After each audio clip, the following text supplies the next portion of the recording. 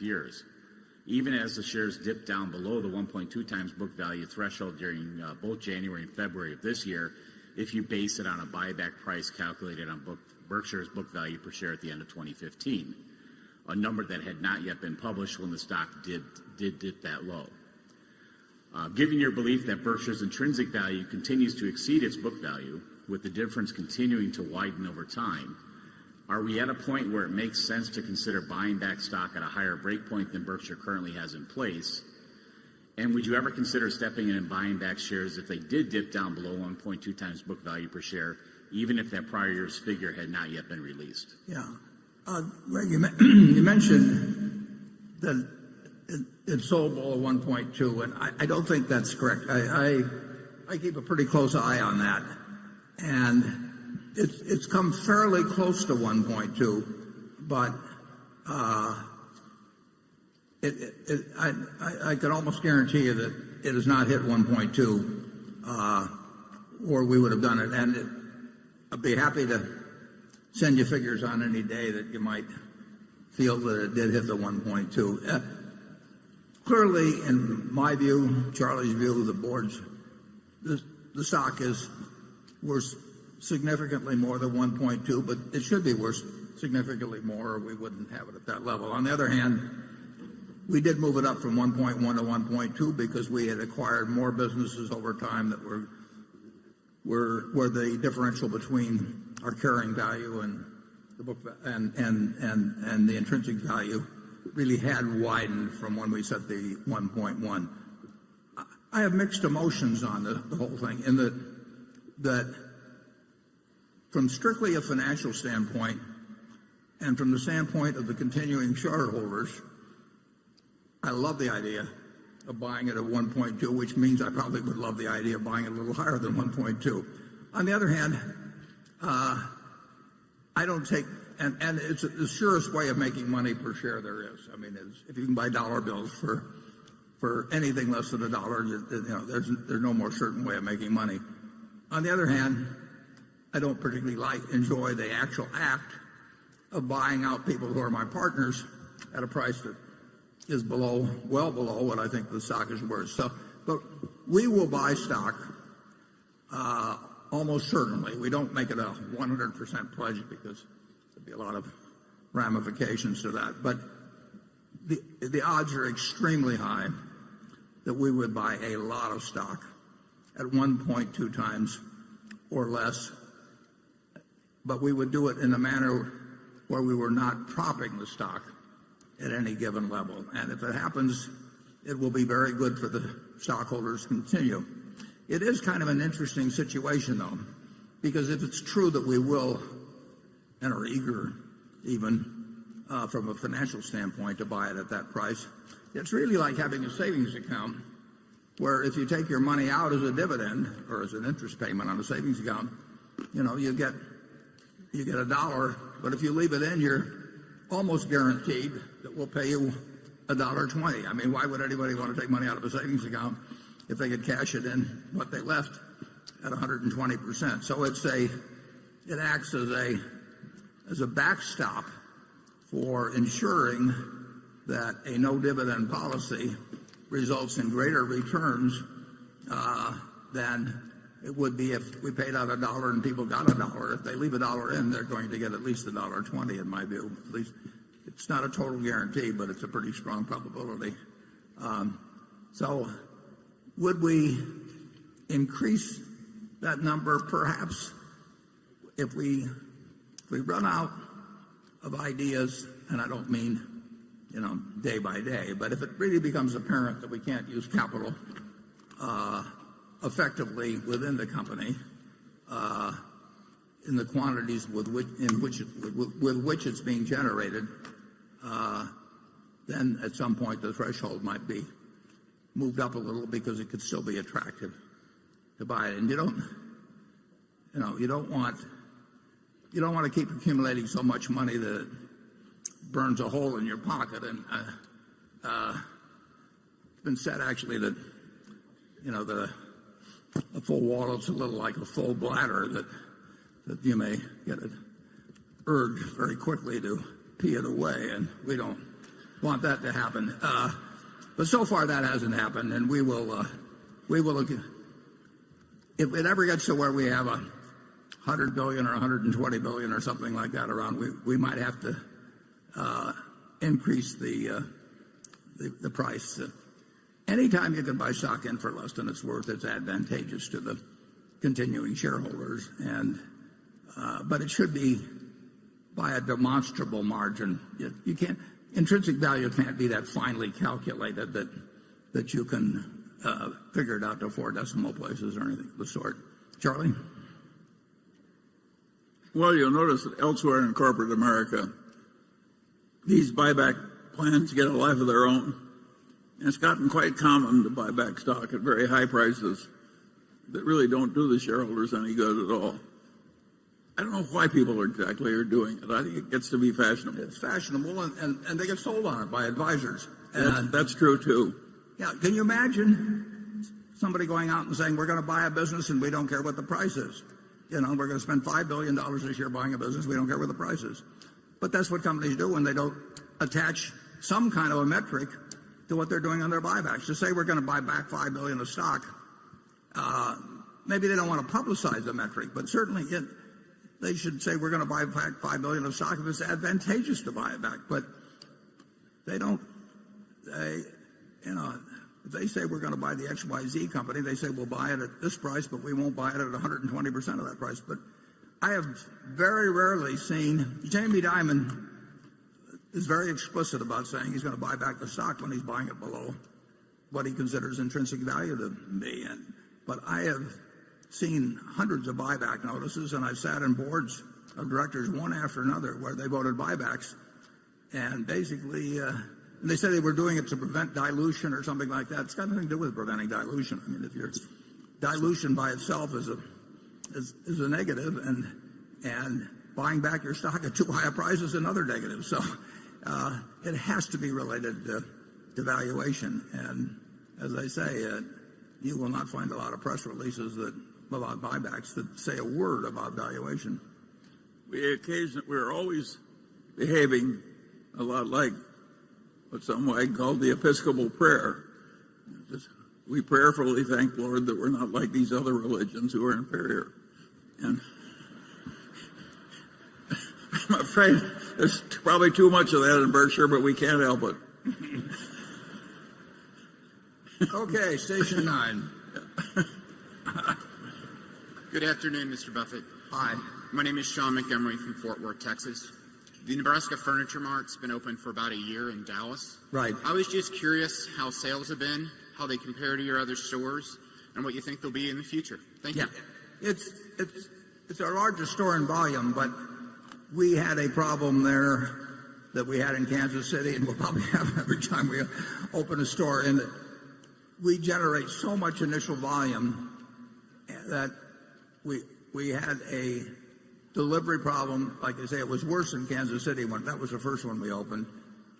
So we really had to take our foot off the gas pedal, because the last thing in the world we want to do, is make first impressions with delivery problem, accompanied by delivery problems. So it's our largest store in volume.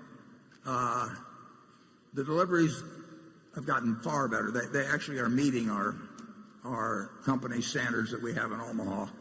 But that wasn't the case for some months. And it's hard to go open up. We opened up the largest home furnishing store in the United States, and we did it in an area where we naturally thought we trained the drivers as well as we could and everything. But delivery with 100+ units out there in a new operation, taking in carpet and people getting lost and routing being bad and all kinds. There was plenty of work to be done, and it's been done. So I expect that store, which already is the largest store we have, but I think it'll be $1 billion annual store before very long. We're getting ready to step on the gas. It's a terrific area. We have 20+ auto dealerships there. in the Dallas-Fort Worth area. We probably have 3 or 4 of them in the area where our Furniture Mart is. They can't build fast enough down there. Toyota's moving there. Lexus. It already is a great store, but it's going to be something even far beyond that.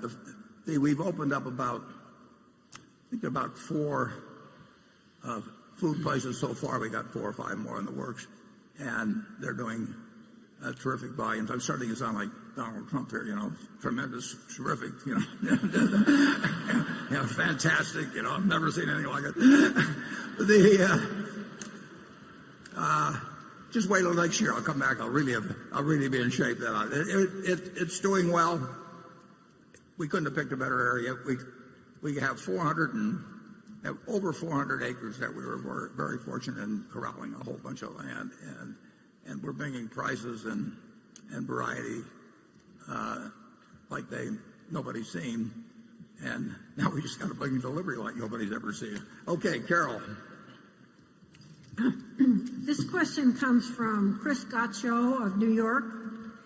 Mr. Buffett, you have expressed concern about cyber, biological, nuclear, and chemical attacks, but preventing catastrophe is not getting enough attention. For example, a bill passed the House unanimously to harden the electric grid against the high-altitude nuclear explosion. Not too many bills passed unanimously these days, but then the bill got bottled up in the Senate. Have you considered funding?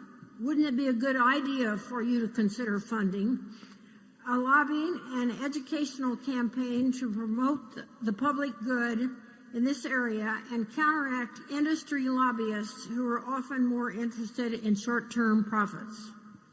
Yeah, well, in my view, there's no problem remotely like the problem of what I call CNBC, cyber, nuclear, chemical, and biological attacks that either by rogue organizations, even possibly individuals, rogue states. I mean, you can think about a lot of things, and it will happen.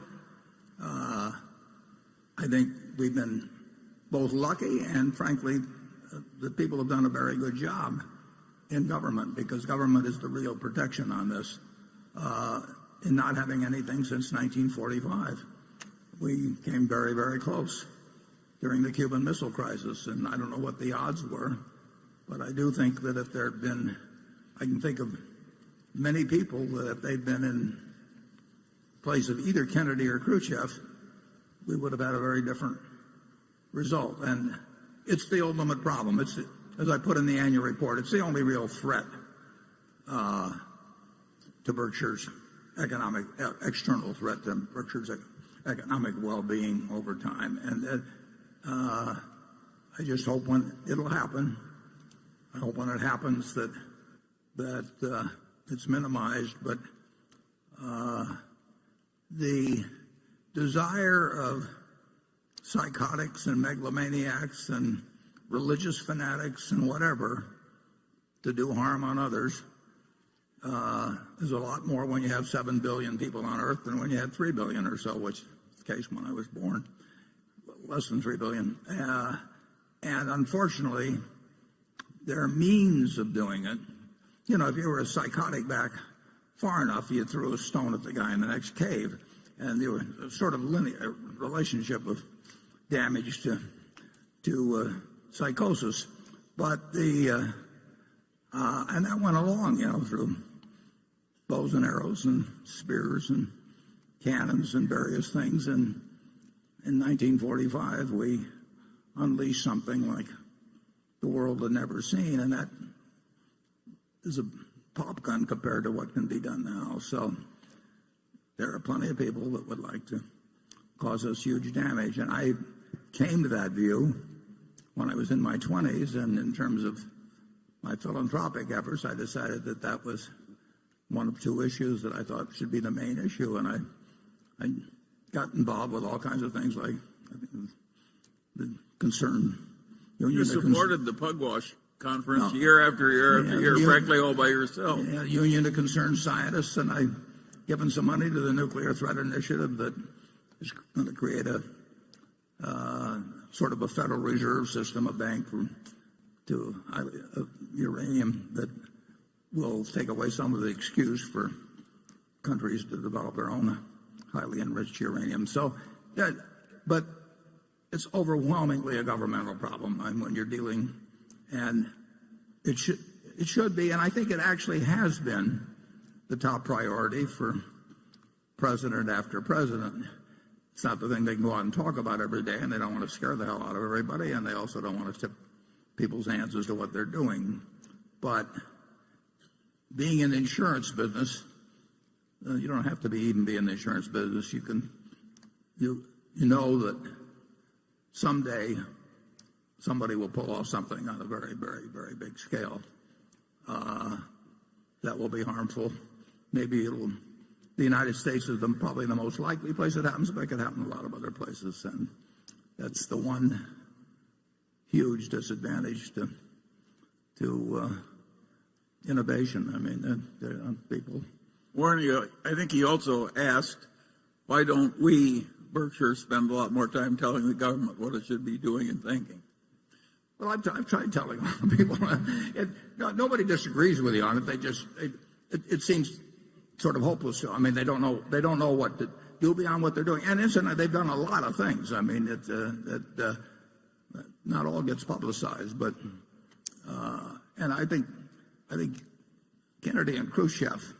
I mean, Khrushchev shouldn't have been sending it over to Cuba, but at least he had enough sense when he knew Kennedy meant business to turn the ships around. But you can't count on there being Kennedys and Khrushchevs all the time in charge of things, and the mistakes that are made. I see the mistakes that are made in business or human behavior, where people act so contrary to their own long-range self-interest that humans are very, they've got a lot of frailties.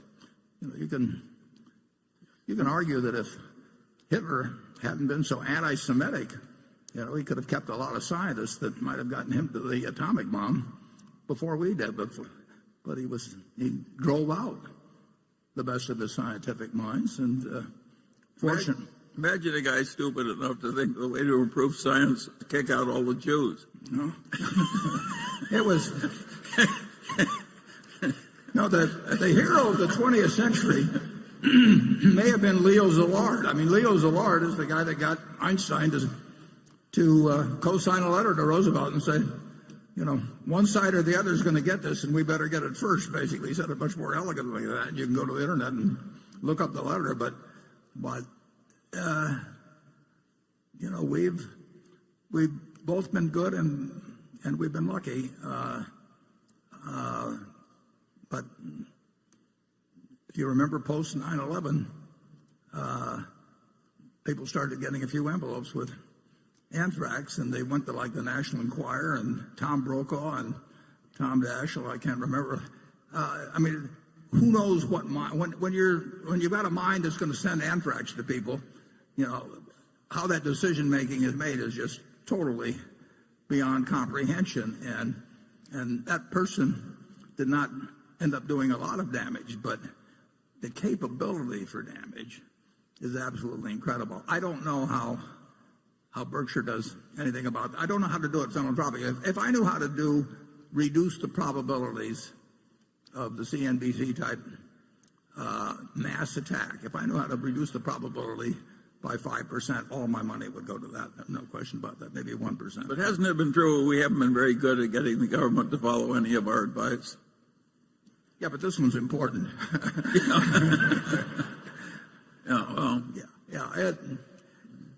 Nobody argues with you about it. They just sort of throw up their hands, and some people work for a while on it and just get discouraged and quit. I was involved. I forget the exact name of it, but their idea was a bunch of nuclear scientists. This was long ago, but their idea was to affect elections in small states. The theory being that government was the main instrument, and you would have the maximum impact. And just one after another, people took it up and got discouraged. I don't think it's because we've had the wrong leaders. I think our leaders have been good on this. I think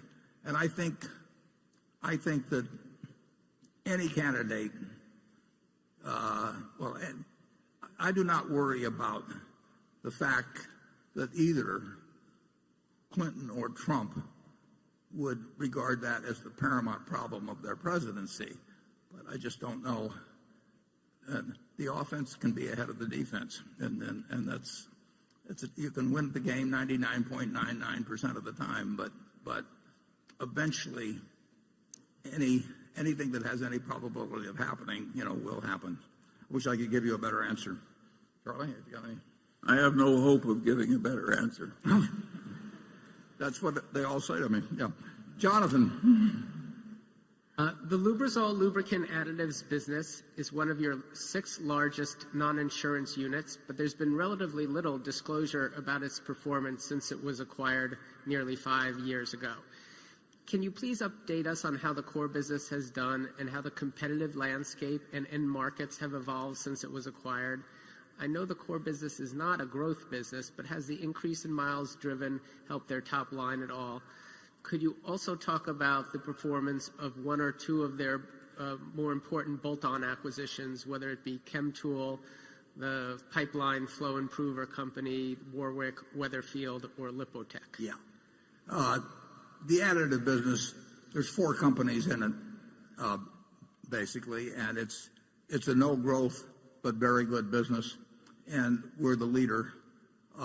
So it has performed almost exactly as you would anticipate since purchase, and other specialty companies some of which might have growth possibilities, but they're small. So Lubrizol overall on an operational basis has been very much as we anticipated, or you would have anticipated if you looked at the prospectus at the time we bought it. They made one large acquisition, which was a big mistake, and that was in the oil field, especially chemical area, and was made just about the time that, or even a little after that oil took a nosedive. So we've had some decent acquisitions there, but the biggest acquisition should not have been made. We still got the fundamental earning power of the additives business and everything. That has not disappointed us in any way. It's a very well-run operation that way, but it's not a growth operation. Charlie? Nothing to add. Okay. Station 10. Hello. Hello, Mr. Buffett and Mr. Munger. Thank you so much for your insights, teaching, and being great role models. My name is Eric Soberger, a violinist based in New York City. My question for both of you is related to psychological biases. Through Berkshire Hathaway's operations, you get a very good read on macroeconomic factors, yet Berkshire does not make investment decisions based upon macroeconomic factors. How do you control the effect of information, such as knowing macroeconomic factors, or the anchoring effect of knowing stock prices, because after a while, it's hard not to once you've analyzed them before? And how does that influence your rational decision-making, whether you should ignore it or whether you should try to use it in a positive way? Well, Charlie and I are certainly, we read a lot. And we're interested in economic matters and political matters for that matter. And so we know a lot, or we're familiar a lot, I should say, with almost all the macroeconomic factors. Doesn't mean we know where they're going to lead. We don't know where zero interest rates are going to lead, but we do know what's going on if we don't know what is likely to. Warren, there's a confusion here. It says microeconomic factors. We pay a lot of attention to those. Oh, yeah. If you talk about macro, we don't know any more than anybody else. Yeah. He summed it up. In terms of the businesses we buy, and when we buy stocks, we look at it as buying businesses, so they're very similar decisions. We try to know all, or as many as we can know, of the microeconomic factors. I like looking at the details of a business, whether we buy it or not. I mean, I just find it interesting to study the species, and that's the way you do study it. So I don't think there's any lack of interest in those factors or denying the importance of them. Am I getting at this question or not, Charlie? Well, there hardly could be anything more important than the microeconomics. That is business. Business and microeconomics are sort of the same term. I guess microeconomics is what we do, and macroeconomics is what we put up with. Yeah. The anchoring effect, I mean, how do you deal with that as well? Well, we're not anchored with what we're ignoring. I see. But Charlie and I are the kind that literally find it interesting in every business. Well, we like to look at microfactors. When we buy a See's Candy in 1972, there may have been 140 shops or something. We'll look at numbers on each one, and we'll watch them over time, and we'll see how third-year shops behave in the second year. We really like understanding businesses. It's interesting to us, and some of the information is very useful, and some of it may look like it's not helpful. But who knows when some little fact stored in the back of your mind pops up and really does make a difference. So we're fortunate in that we're doing what we love doing it. I mean, we love doing this like other people like watching baseball games, and which I like to do too. But just the very act, every pitch is interesting, and every movement, whether the guy's, a double steal is interesting or whatever it may be, and so that's what our activity is really devoted to, and we talk about that sort of thing. And we try and avoid the worst anchoring effect, which is always your previous conclusion. We really try and destroy our previous ideas. Charlie says that if you disagree with somebody, you ought to be able to state their case better than they can. Absolutely. And at that point, you've earned the right to disagree with them. Otherwise, you should keep quiet. It would do wonders for our politics if everybody followed my system.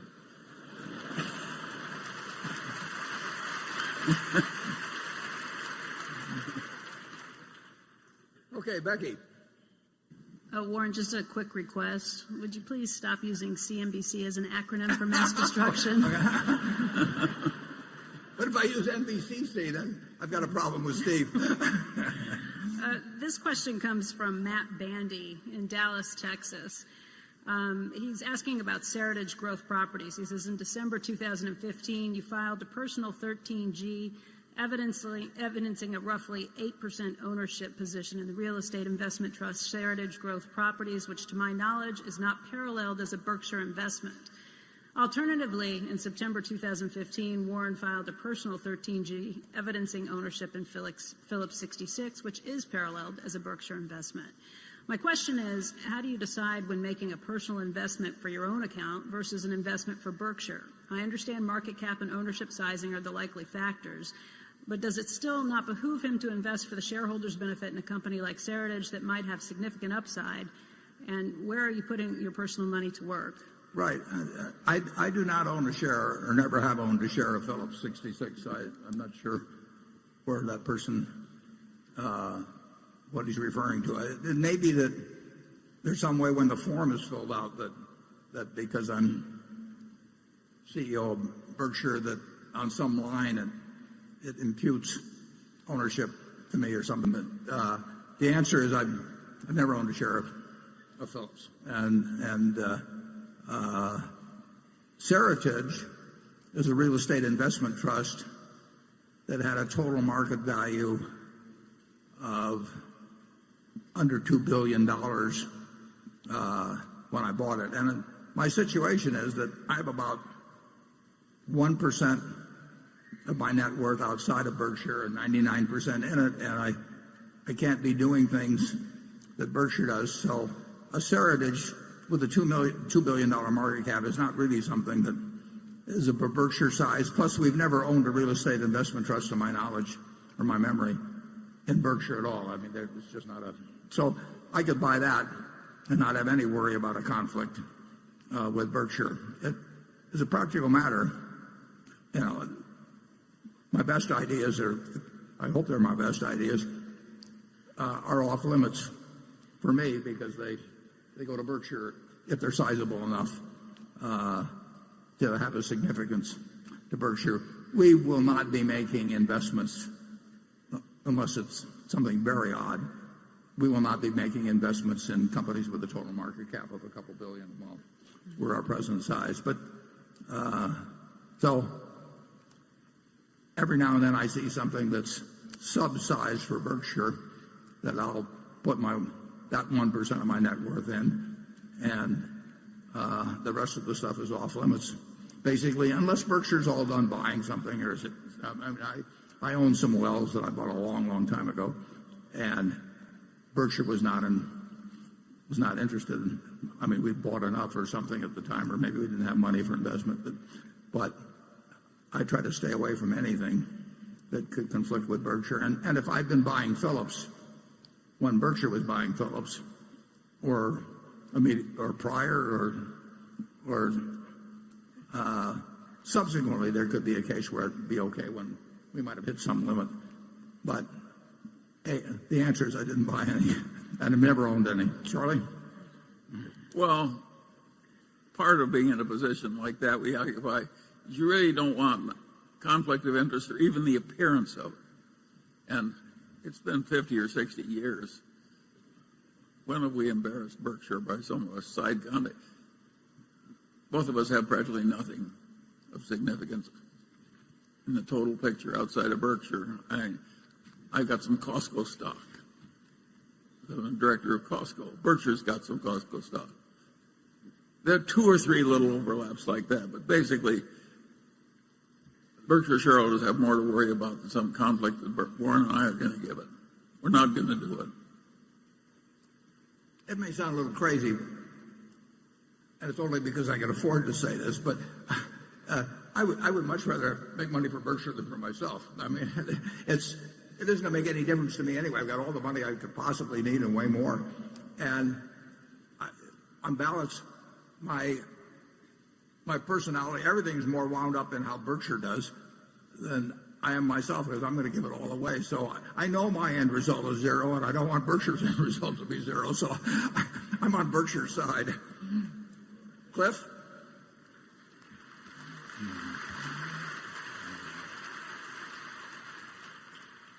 One of the great financial characteristics of Berkshire today is its awesome cash flow. While a simple earnings, less capex formula yields an annual free cash flow calculation, I figure of around 10 to 12 billion. In reality, it seems to be much higher, closer to 20 billion, and I think in part due to changes in the deferred tax asset year to year. What is the outlook for free cash flow, and can investors continue to expect similar dynamics going forward? Yeah, there's a lot of deferred tax that's attributable to unrealized appreciation in securities. I don't have the figure, but let's just assume that's 60 billion of unrealized appreciation in securities. Well, then there would be 21 billion of deferred tax. That isn't really cash that's available. It's just an absence of cash that's going to be paid out until we sell the securities. Some arises through bonus depreciation. The railroad will have depreciation for tax purposes that's a fair amount higher than for book purposes. But overall, I think of primarily the cash flow of Berkshire as a practical matter relating to our net income plus our increase in float, assuming we have an increase. And over the years, float has added $80 billion plus to make available for investment beyond what our earnings have allowed for. And that's the huge element. We're going to spend more than our depreciation in our businesses, primarily number one, because of the railroad and Berkshire Hathaway Energy are 2 entities that will spend quite a bit more than depreciation. in all likelihood for a long time. And the other businesses, unless we get into inflationary conditions, it won't be a huge swing one way or the other. So our earnings, the 17, not counting capital gains, but our earnings, which were whatever they were, around 17 billion, plus our change in float, is the net new available cash. But of course, we can always sell securities and create additional cash. We can borrow money and create additional cash. But it's not a very complicated economic equation at Berkshire. People didn't, for a long time, they didn't appreciate the value of float. We kept explaining it to them, and I think they probably do now. The big thing, the goal, what Charlie and I think about, we want to add every year something to the normalized, the normalized earning power per share of the company. And we think we can do it because we should be able to do it. We have retained earnings to work with every year to get that job done. Sometimes it doesn't look like we've accomplished much, and we haven't accomplished much. And other years something big happens, and we don't know ahead of time which year is going to be which. Charlie? Well, there are very few companies that have ever been similarly advantaged in the whole history of Berkshire Hathaway. We've lived in a torrent of money, and we were constantly deploying it and dispersed assets, and we were rising up as we went along. That's a pretty good system. It's allowed. We're not going to change it. It's allowed for a lot of mistakes. I mean, that's the interesting thing. American business has been good enough that you don't have to really be smart to get a decent result. And if you can bring a little bit of intellect, then you should get a pretty good result. What you got to do is be aversive to the standard stupidities. If you just keep those out, you don't have to be smart. Thank God. Yeah. Thank God. Right. Okay, section 11. Hey, Warren and Charlie. Thank you so much for your generosity and sharing your life's accumulation of knowledge and financial capital to the progress of humanity. Thank you for that. And Berkshire managers, thank you for building important companies and stewarding our financial futures. Thank you, guys. This is Bruce Wang from Microjig, traveling west from Orlando, Florida. Last year, you kindly shared with me the importance of getting the best reputation you can and behaving well. This year, I'd like to ask and preface with Bill Gates wrote, Warren's gift is being able to think ahead of the crowd. It requires more than taking his aphorism to heart to accomplish that, although Warren is full of aphorisms well worth taking to heart. And he also added that I've never met anyone who thought in business in such a clear way. Warren, what elusive yet obvious to you truth has allowed you to think ahead of the crowd and build a clear mental framework to produce a historically significant institution powerhouse brand? And Charlie, same to you. What obvious truth presents itself so clearly to you, but many would fervently disagree with you upon? I think I got the question, and I owe a great deal to Ben Graham in terms of learning about investing, and I owe a great deal to Charlie in terms of learning a lot about business. And then I've also been around. I mean, I spent a lifetime, looking at businesses and why some work and why some don't work. As Yogi Berra said, you can see a lot just by observing, and that's pretty much what Charlie and I have been doing for a long time. And you do. I mentioned pattern recognition earlier. And I would say it's important to recognize what you can't do.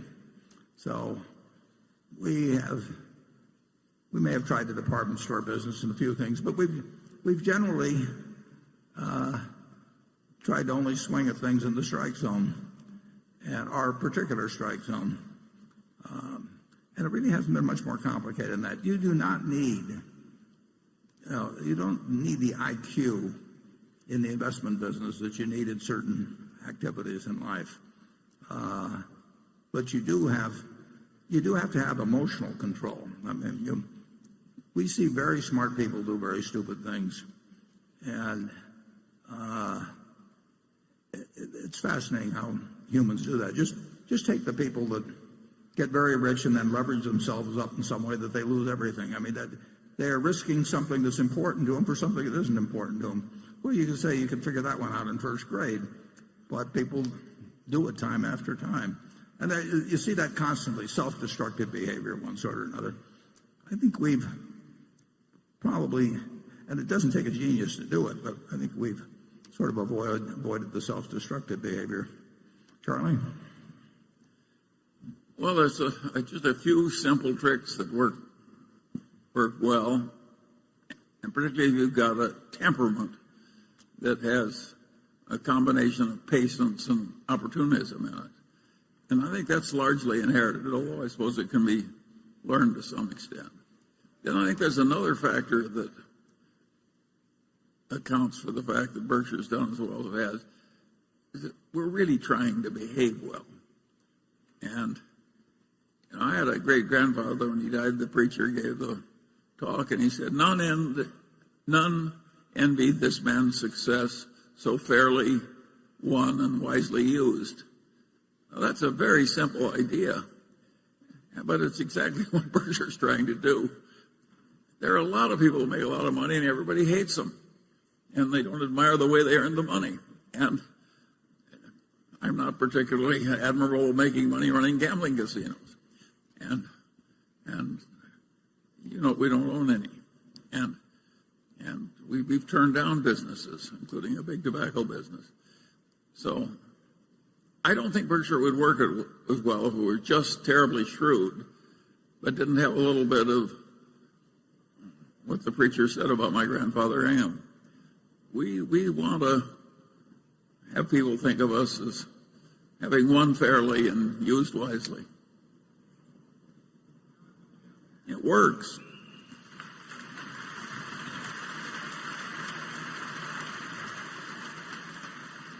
And we were very, very lucky to be born when we were and where we were.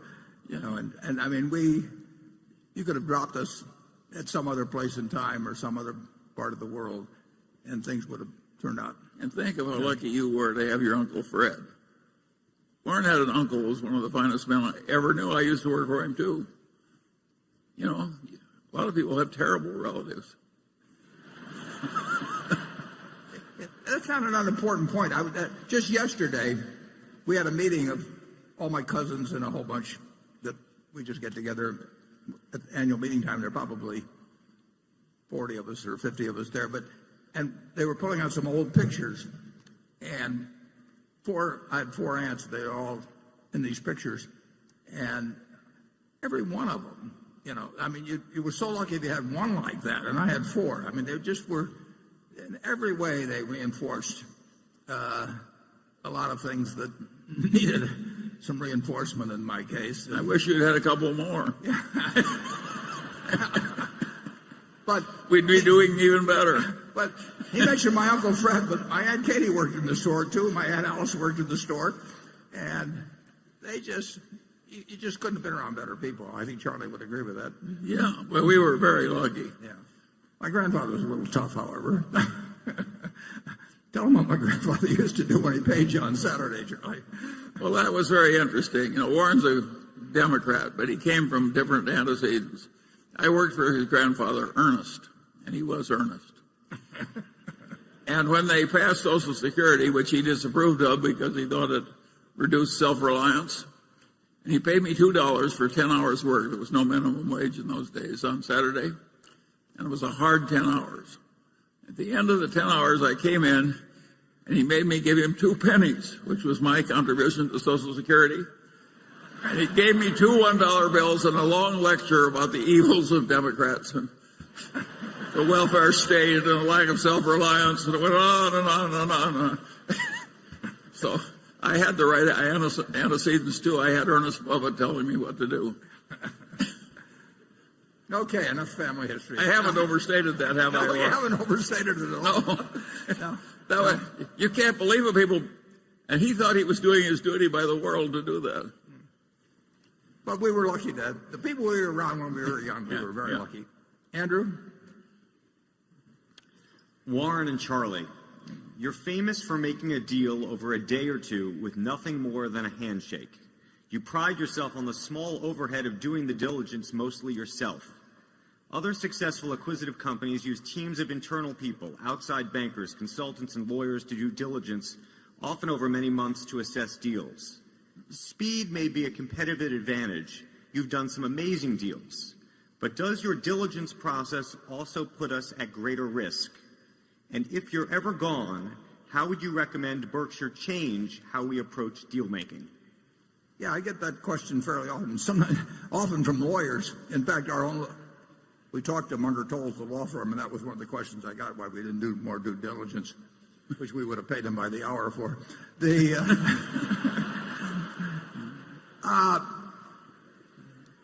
It's interesting. We've made plenty of mistakes in acquisitions, plenty, and we made mistakes in not making acquisition. But the mistakes are always about making an improper assessment of the economic conditions in the future of the industry or the company. They're not a bad lease. They're not a specific labor contract. They're not a questionable patent. They're not the things that are on the checklist, for every acquisition by every major corporation in America. Those are not the things that count. What counts is whether you're wrong about whether you really got a fix on the basic economics and how the industry is likely to develop, or whether Amazon's likely to kill them, in a few years, or that sort of thing. And we have not found a due diligence list that gets at what we think are the real risks when we buy a business. And like I said, we certainly made at least a half a dozen mistakes, and probably a lot more if you get into mistakes of omission. But none of those would have been cured by a lot more due diligence. They might have been cured by us being a little smarter.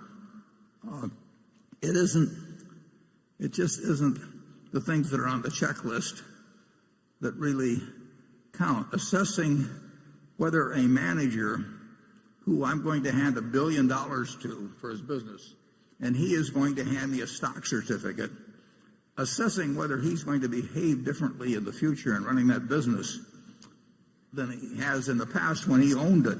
That's incredibly important, but there's no checklist in the world that's going to answer that.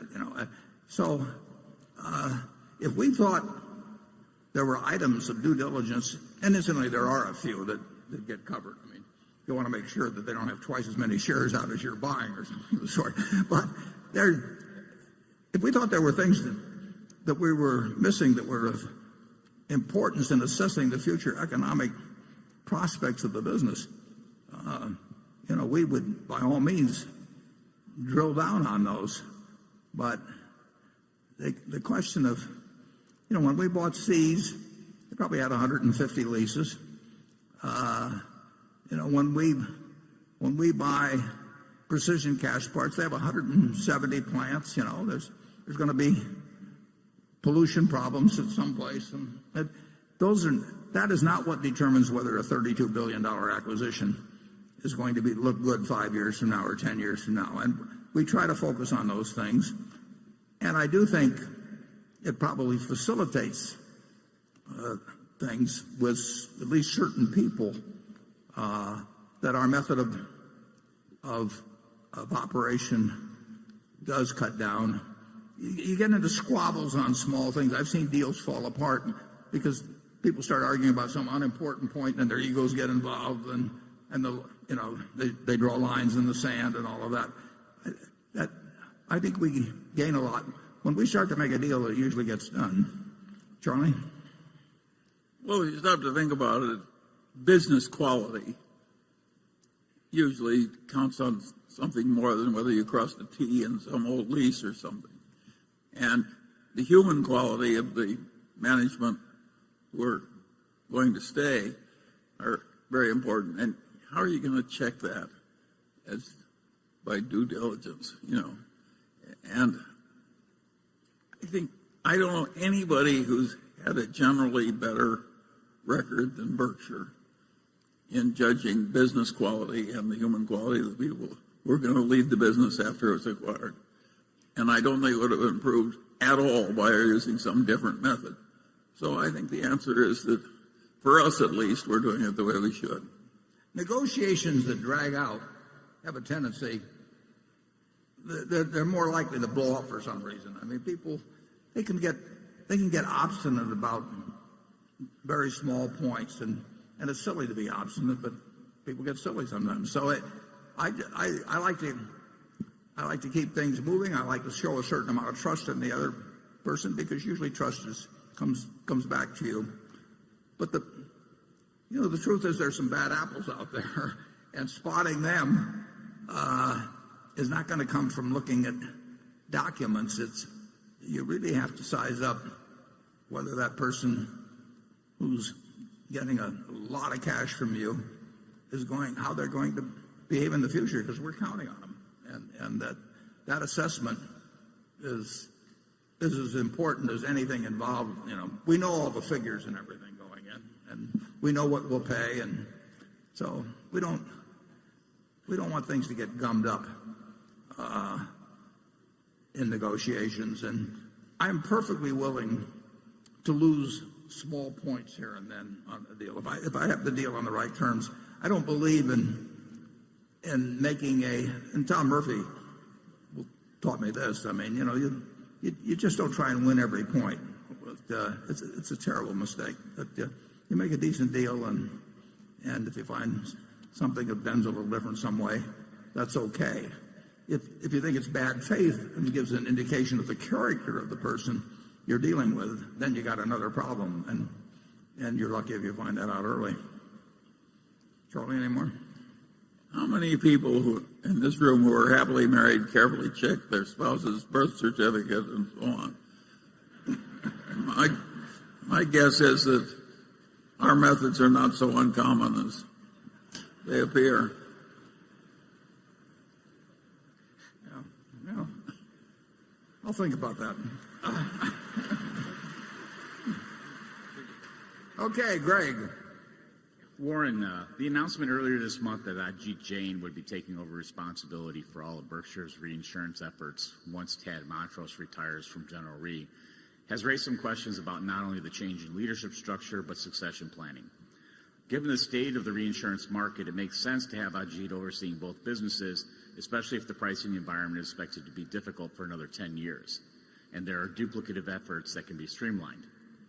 Given this move and the change in responsibilities we've seen at several of Berkshire's subsidiaries the last few years, I was just wondering if you could give us some color on how succession planning is handled at the subsidiary level, and any insight you could give us into what led you to finally decide to have Ajit oversee both of Berkshire's reinsurance arms, and whether or not it will change the amount of work you'll be doing on the specialty side of the business would be greatly appreciated.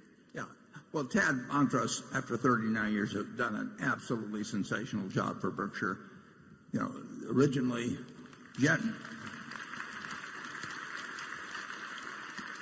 Gen Re was a problem child for a while, as you know, and some brought on by itself and some external. But Tad he's sensational. And I tried several times, maybe successfully in terms of months, but not in terms of years, to get